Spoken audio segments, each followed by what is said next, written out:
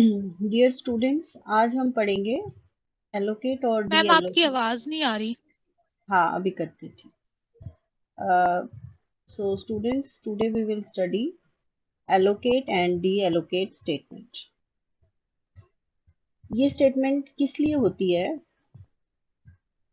ये एक्चुअली हम अगर मैट्रिक्स का साइज फिक्स ना करना चाहें कि हमारा प्रोग्राम 3x3 मैट्रिक्स के लिए भी काम करे, 4x3 के लिए भी करे, 5x5 मैट्रिक्स के लिए भी काम करे, तो उसके लिए होती है एलोकेट स्टेटमेंट और डी एलोकेट स्टेटमेंट। तो आज का हमारा टॉपिक यही चलेगा, allocate statement and D allocate. Suppose करते हैं कि हमारे पास, इसको हम ऐसे भी बोलते हैं आर्बिट्रेरी साइज मैट्रिक्स। जब भी एग्जाम में ये क्वेश्चन आता है तो इस तरह से आता है कि आर्बिट्रेरी साइज मैट्रिक्स के लिए प्रोग्राम बनाओ।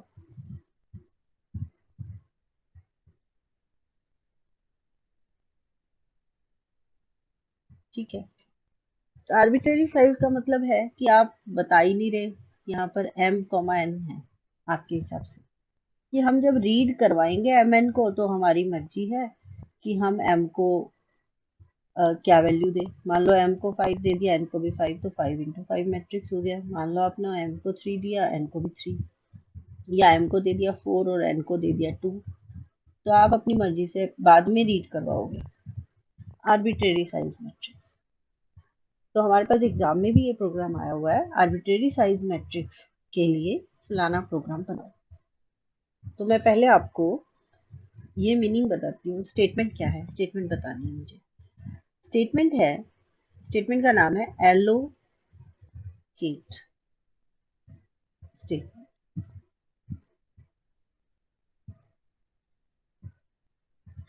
और पर्पस क्या है?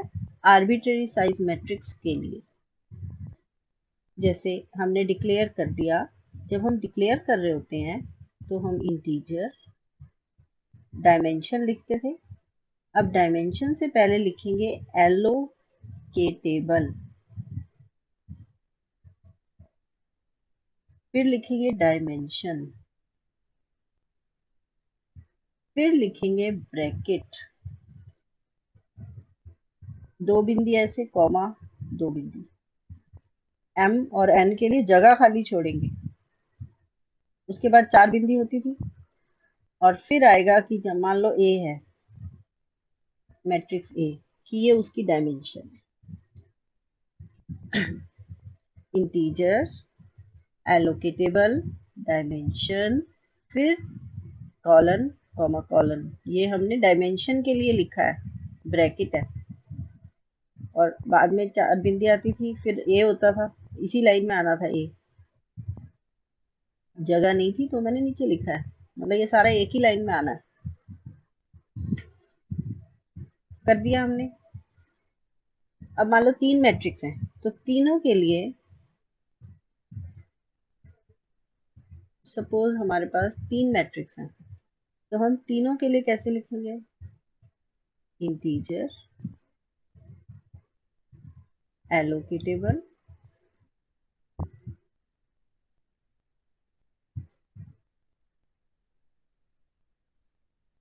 Dimension, this comma this, four, चार बिंदी, ए कॉमा बी कॉमा सी। तीनों मैट्रिक्स हैं। ठीक है। अगर सिंगल डायमेंशनल मैट्रिक्स है, मान लो ए 10 है, लीनियर एरे, तो लीनियर एरे के लिए यही सेम चीज, इंटीजर, एलोकेटेबल, डायमेंशन। पेपर में ये 2 नंबर में क्वेश्चन बहुत आता है एलोकेट पर। फिर ये मतलब यहाँ एक ही बार कॉलन आएगा, जैसे यहाँ तो कॉमा लग के 2 बार आ रहा है ना, m और n। यहाँ सिर्फ m है, a10, a5, तो मतलब एक ही डायमेंशन है। ये तो हो गया इसको डिक्लेयर करना। डिक्लेयर करने के बाद हमने एक काम और करना होता है कि हम बताते हैं, ये डिक्लेयर हो गया हमारा मैट्रिक्स या एरे। बीच में हम जब हम रीड करवाएंगे, मतलब फिर मान लो मैंने सपोज करते हैं मैं निकाल रही हूँ, आपको सबसे आसान कोई एग्जांपल लेना चाह रही हूँ मैं। रो को एक्सचेंज करना कर लेते हैं। पहले इसका रूल सिखा रही थी, तो फर्स्ट रूल तो ये बात हो गई। सेकंड रूल इसी में अभी कंटिन्यूएशन चल रही है। सेकंड बात है कि जो आपकी ये डायमेंशन है इसके नाम रखोगे आप। मान लो आपने नाम रख दिया इंटीजर mn, भाई ये डायमेंशन के नाम है m और n, मैट्रिक्स हमारा m इंटू n है। अब आप रीड भी करवाओगे उस mn को।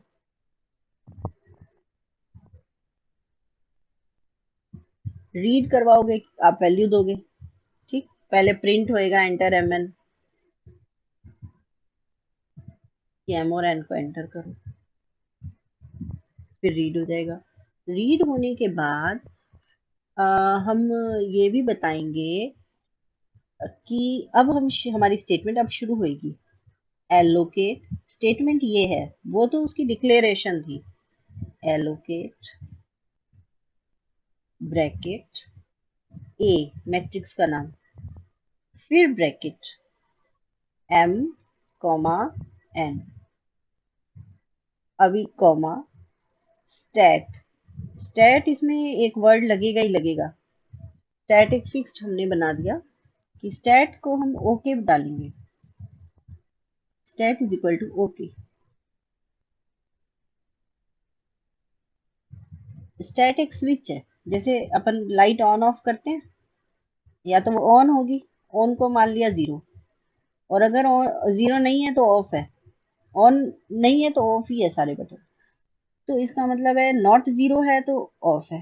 तो ओके हमारा जब जीरो है तो हमारा एलोकेट हो गया, और जब okay not equal to zero है तो इसका मतलब हमारा एलोकेशन संभव नहीं हो पाया, हमने कुछ गलत वैल्यूज दे दी। मान लो कोई m की जगह लिख दे स्मॉल c, यहाँ तो इंटीजर होनी चाहिए। मान लो कोई लिख दे 1/2 डेसिमल 5, तो वो तो एलोकेट हो ही नहीं सकता, मैट्रिक्स का डायमेंशन डेसिमल 5 हो ही नहीं सकता, तो वो नॉन एलोकेटेबल हो गया। तो ये मीनिंग है। हम stat is equal to okay इसलिए लगाते हैं कि कोई गलत वैल्यू अगर दी जाए तो स्टैट अपना रिप्लाई देगा। अब if stat is not equal to 0, then print allocation not possible, a, for a, कि allocate नहीं हो पाया, a हो गया। फिर एंड इफ से पहले स्टॉप, कि एलोकेशन नहीं है तो वहीं स्टॉप हो जाओ, कि अगर मान लो आपका state not equal to zero है तो रुक जाओ। फिर एलोकेट ही नहीं हुआ तो मैट्रिक्स पे कोई ऐड करना है, मैट्रिक्स को मल्टीप्लाई करना है, डिवाइड करना है, कुछ भी ऑपरेशन लगाना है, तो वो हो ही नहीं सकता, स्टॉप। फिर एंड इफ, और एंड इफ के बाद मतलब ये एलोकेट का पूरा सेट है। जब एलोकेट स्टेटमेंट लगेगी तो ये पूरा सेट लगेगा। इसमें आप ये मैं हटा देती हूँ, ये स्विच की तरह मैंने आपको समझाने के लिए बनाया था। ये पूरा सेट एलोकेट स्टेटमेंट है, जहां एलोकेट स्टेटमेंट लगेगी वहां एलोकेट ए मैट्रिक्स का नाम है m comma n stat equal to okay. Read के बाद लगेगी कि उसने पढ़ लिया m और n, अब वो जाके ए को कह रहा है कि जो हमने ऊपर खाली जगह छोड़ी थी ना, तुम वो भर लो कि ये m है और n है। भाई मैं पढ़ के आया हूँ, जो भी लिखने वाला था उसने लिख दिया कि मैंने ये डायमेंशन देनी है m और n। अब एलोकेट उसने तो डाल दी, लेकिन अगर वो संभव ही नहीं है एलोकेशन, डेसिमल में डाल दिया किसी ने, या किसी ने अल्फाबेट डाल दिया, अल्फाबेट में कैसे एलोकेट होगा मैट्रिक्स का डायमेंशन, तो वो कह देगा stat is not equal to zero, तो एलोकेशन नॉट पॉसिबल, वरना बस एलोकेट हो गया। बस इतनी स्टेटमेंट से उसको डायमेंशन मिली है। अब डायमेंशन मिली है, अब जो भी काम होना है, सपोज करते हैं कि मैंने ट्रेस निकालना है मैट्रिक्स का। ट्रेस होता है डायगोनल के एलिमेंट्स का जोड़। मान लो मैट्रिक्स है 1 2 3 4 5 6 7 8 9, तो इसके डायगोनल के एलिमेंट्स कौन है, 1, 5 और 9, इनका जोड़ है 15। ये ट्रेस होता है, ट्रेस ऑफ ए मैट्रिक्स। मान लो इस मैट्रिक्स का नाम है ए, तो ट्रेस ऑफ ए होता है ये आपके एग्जाम में क्वेश्चन आया हुआ है, आपकी बुक में लास्ट में लिखा हुआ है मैंने पेन से, कि with arbitrary size matrix make a program to find the trace. Arbitrary size का मतलब आपको एलोकेशन तो लगानी पड़ेगी, आपको उसमें ऐसे ही एलोकेटेबल डायमेंशन देनी है, ठीक है। तो अब हमें क्या करना होगा ट्रेस के लिए, मैंने ऊपर मान लो यहाँ जब दिया तो मैं आई और जे तो लूप चलाने के लिए दे देती हूँ, ठीक है। ए आई जे होता है अपना मैट्रिक्स के इंडेक्स, A11 A12 A13 उसके लिए, और ट्रेस को TR कह देती हूँ, और पहले ट्रेस को 0 रख देती हूँ। फिर मैं लूप चला दूंगी कि भाई पहले तो रीड करवाऊंगी मैट्रिक्स को, एलोकेट होने के बाद मैं कहूंगी मैट्रिक्स को पढ़ लो कि मैट्रिक्स में क्या क्या एलिमेंट है, 1 2 3 4 5 6 7 8 9, मान लो मेरा 3 × 3 मैट्रिक्स है, पढ़ लो भाई मैट्रिक्स, क्योंकि अभी तक तो हमने MN रीड करवाए थे उसकी डायमेंशन, अब मैट्रिक्स रीड हुआ है। अब मैट्रिक्स रीड होने के बाद मैं डू लूप चलाऊंगी, डू लूप में मैं कहूंगी कि आई मेरा 1 से M है और जे 1 से N, ठीक है। जे की जरूरत ही नहीं है, आई 1 से M लेकर अब हम कह देंगे कि trace is equal to trace plus A I comma I. Diagonal में क्या होता है, सेम होते हैं ना, तो आई 1 से M है, 1 1 2 2 3 3 ये डालेंगे बस। तो जे की जरूरत ही नहीं है जब मैं कहीं यूज ही नहीं कर रही, तो इसको हटा देते हैं, डू लूप एक ही चला लो और एंड डू हो जाएगा, और फिर प्रिंट करवा दूंगी कि ट्रेस का ये आंसर है। ट्रेस में पहले 0 था, फिर A11 ऐड हो जाएगा, फिर A11 आ गया तो A22 ऐड हो जाएगा, फिर A33 ऐड हो जाएगा, तो print trace is equal to ये आंसर आ जाएगा। तो पहले हम इसी को पूरा करते हैं, एलोकेशन भी आपको आ जाएगी इससे कि एलोकेट कैसे होता है, और आपको समझ आ जाएगा। तो हम ये छोटा सा प्रोग्राम बनाते हैं, allocation, allocate the matrix, trace का है ये। देखो मैं अपने हाथ से ही बनाऊंगी, मैं सिर्फ ये देख रही थी कि मैंने यहाँ लूप आई पर ही चलाया हुआ है, फाइल न्यू फाइल ओपन, इसका नाम हम सिर्फ रख देते हैं प्रोग्राम ट्रेस, ठीक है, अंडरस्कोर और एलोकेट, ठीक है। एलोकेट को ALL बहुत है, एलोकेट एलो कर दो बस, इम्प्लिसिट है।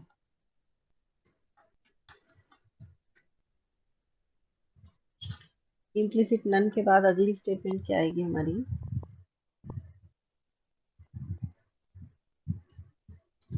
अगली स्टेटमेंट आएगी हमारी इंटीजर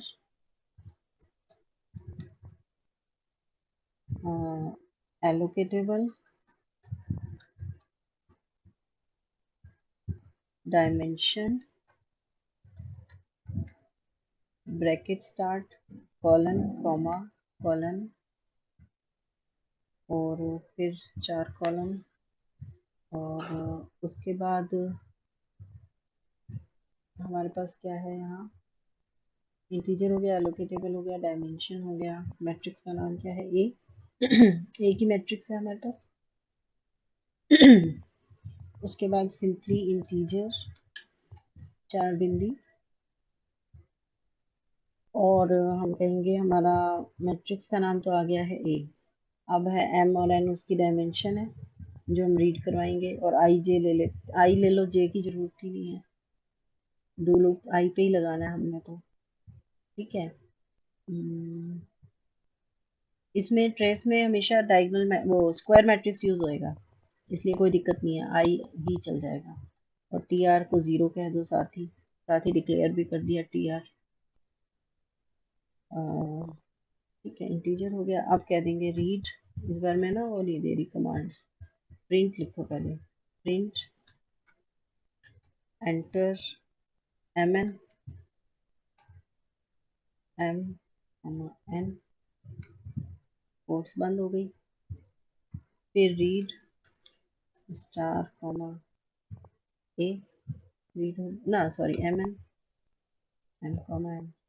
अब उसके बाद एलोकेट, एलोकेट, एलोकेट। अगर आप प्रिंट करवाना चाहते हो कि एम और एन इतना है तो करा सकते हो यहाँ, वो तो आप सीख चुके हो अब तक। मान लो मैंने इसके बाद प्रिंट करवा दिया, print star comma M is equal to comma N comma N is equal to comma N. Allocate में क्या कहेंगे, एलोकेट में कहेंगे कि क्या थी स्टेटमेंट हमारी, एलोकेट ब्रैकेट शुरू, ए ब्रैकेट शुरू, एम कॉमा एन ब्रैकेट बंद comma stat is equal to okay. हो गया इतना। अब कहते थे इफ, अच्छा ऊपर ओके को डिक्लेयर करना होता है, ये बहुत बड़ी मिस्टेक होती है। ओके जरूर डिक्लेयर होगा, ओके एक वेरिएबल का नाम है। Okay not equal to 0, then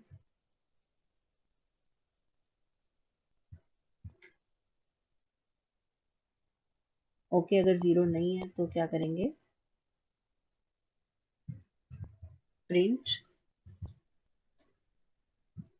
star comma not possible to allocate A, फिर स्टॉप और फिर एंड। ये ऐसे का ऐसे सेट लगता है, ठीक है। अब इतना हो गया। अब रीड स्टार कॉमा ए।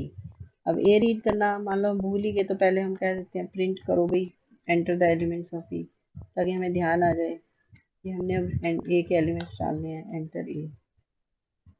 हो गया, तो रीड हो गया। रीड के बाद प्रिंट ए करवाना है करवा लो, print A is equal to A. अब do I is equal to 1 to M, I 1 से एम चलेगा। हमने डायमेंशन जो है एम इंटू एन ली है ना, तो जब हम 3 3 डाल देंगे दोनों को तो अपने आप ही स्क्वायर मैट्रिक्स हो जाएगा।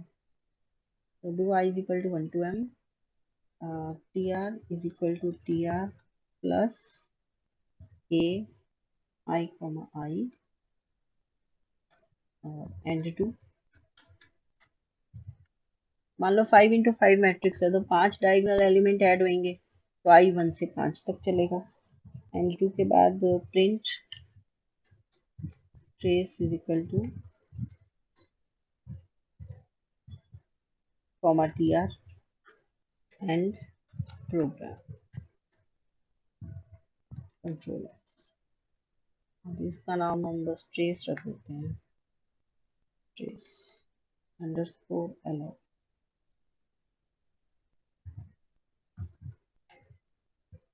ठीक है, चलो अब इसको देखते हैं, build compile.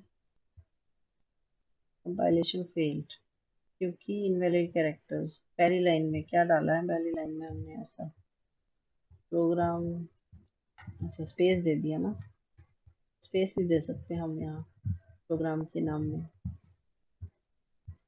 Build start run. Start run हो गया। स्टार्ट रन के बाद हम कहेंगे वैल्यूज डालते हैं अब इसमें। अब वैल्यू हमारी जो है एम एन, मान लो मैं ले रही हूँ 4 इंटू 4 मैट्रिक्स, ठीक है। पहले 4 और 4,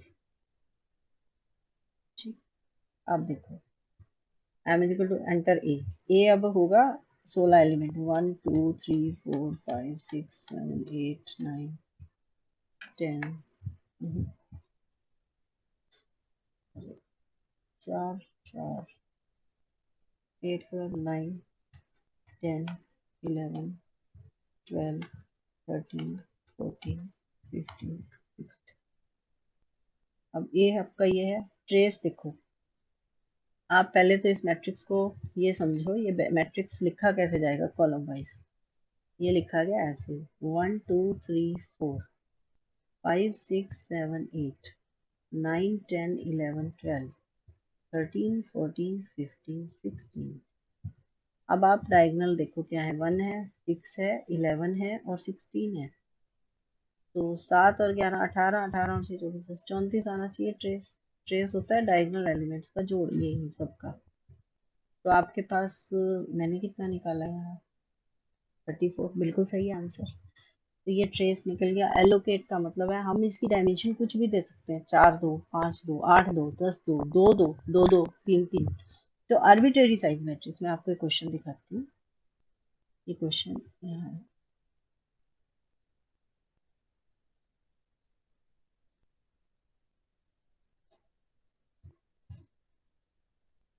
ये रहा, explain the use of variable size instead finds the trace of square matrix. Variable size in a source program, variable size मतलब साइज बदलता रहे। ठीक है, ऐसे ही हमने मैं आपको बाकी कल कराऊंगी। तो आज मुझे आज हम इतना ही करेंगे। Okay, due to some work.